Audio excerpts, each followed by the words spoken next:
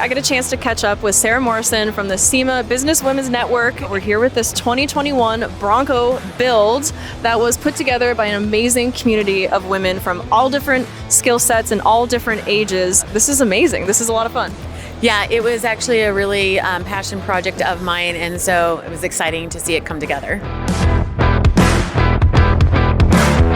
I mean, having a bunch of different women from different ages and different skill sets, I imagine a lot of people got time to get their hands dirty and learn something new. Can you tell me a little bit about that?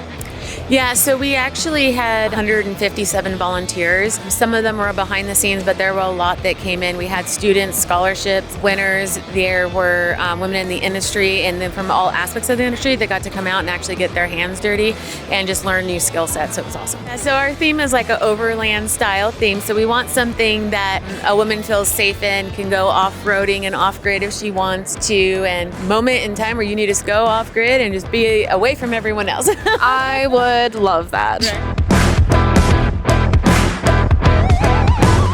So people keep asking us, like, why is it important that it's an all-female build? And what people are missing is we're not trying to show like, oh, it's just that the women can do this, but that it is something that women are out there doing. And that's really what this build is about, is that we're showing them like we are out there doing this. There are women that do this, and we want to make sure that that is something that women that want to do it know it can totally be done. Representation matters, and I hope that we can see a lot of amazing women builds next year too. Yes, I think it's just going to keep growing from here. The Mustang that's over there was 55 women. This is 157 women, so we're already seeing growth right now just in that, so it's pretty amazing. So Sarah, you're part of SEMA Business Women Network. What does that mean to you?